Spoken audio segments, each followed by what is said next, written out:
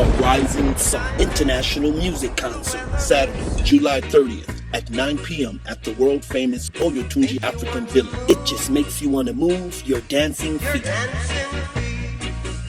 We can't stop now. This is our third year inviting you to dance like you only have one life to live in the WG Nation.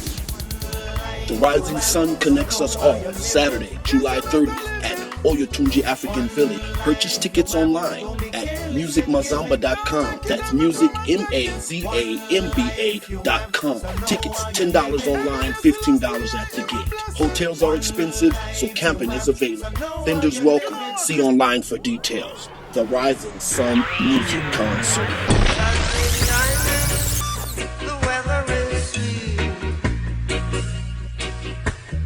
Make you want to move your dancing feet.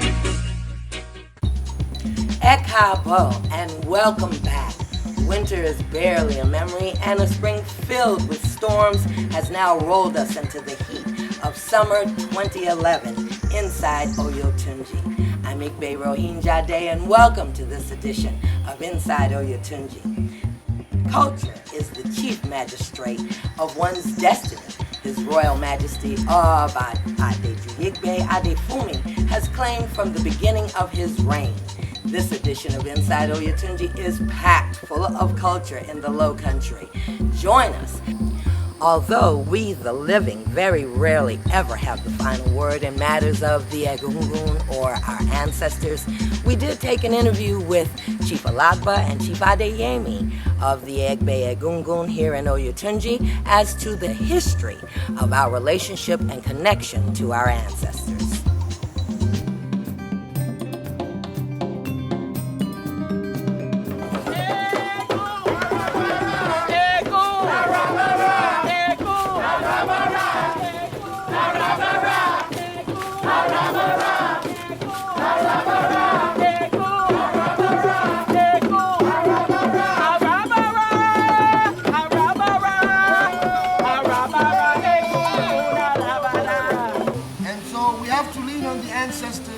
As our primary personal source of empowerment. In a decent Yoruba community, there are 3 levels of people constantly being taken care of and constantly working and constantly being looked after. Those who are not born, those who are living, and those who are dead.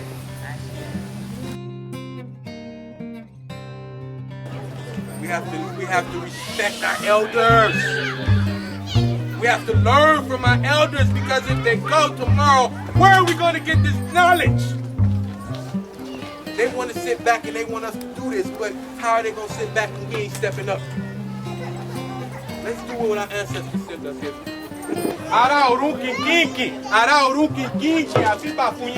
We don't never forget who we been, but y'all act like it's so. You know, we got Dr. Buffett say, Hunter, team free, Hunter, be free. We are black goals. In the center of this flag are human bodies intertwined. Our tree is you and me. We cannot survive without one another. So now, if you can hear my voice, and God has left your legs to be able to hold up your person, I ask you to stand right now. If you know what freedom is, I ask you to stand right now. If you realize the blessings that God has put on all of us as African people in this International Year of African Descent, where we can give thanks, we are still here. When other people wanted us annihilated, they wanted us not to know who we were. They wanted us not to respect one another. You are here because we do. Stand up if you know what I'm talking about today. And if you don't know, you better ask somebody. I see some of we don't know who we are. Some of we don't know say we free. It happened, we tell somebody they'll text us. I try for Twitter, but tell Hunter freedom.com. But it look like for Hunter, tell them what a day of the day. Your Juneteenth must ain't first get to you yet. Cause Hunter ain't no say you're free. If so, you don't believe me, listen to other people. They were talking about the ancestors and how they say the young people don't want to do it no more. They don't want to honor the ancestors. That's our problem right now in America with our African people. They don't want to honor our ancestors. So why are we catching hell? You gotta honor the ancestors. If you forget about grandmama, grandmama gonna forget about you. But what I do, if I'm in pain, I'm frustrated, I do go to my mother who's deceased. I go to my father who's deceased and tell them my problem and help me with that burden. That's my backbone, my ancestors. They say you have your roots, but you must venerate your roots, understand your roots, and worship your roots. Egungun is the worship of our roots. So how we worship our roots is through veneration, praises, calling down, and these are your ancestors. These is not anything magical. This is strictly DNA, your people. Stop being who you're not. Stop being who the media wants you to be. Happy by you. Igba. Arako pale gere gere. Egungun Oluwaso.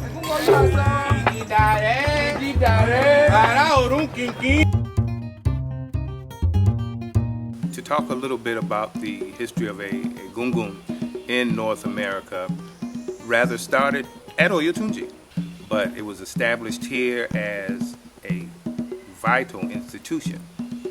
A gungun at Oyotunji has been here as long as Oyotunji has been here. We start first with, when we say ancestor veneration, we went through that phase. Then one deifies their ancestors when they become Ara Orun, so to say, in the inner circles of heaven. So when you deify your ancestors, you are also reclaiming that divine energy that is within each and every one of us.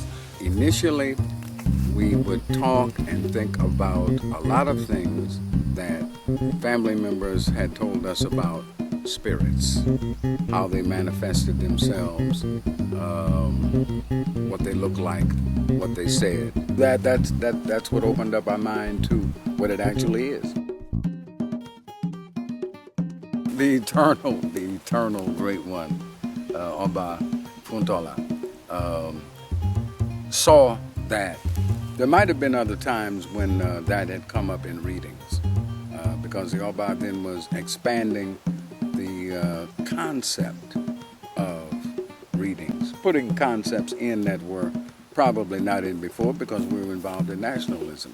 And Egungun came up in the reading. So the Oba then blessed it. He said, well, okay, this is how we'll do it.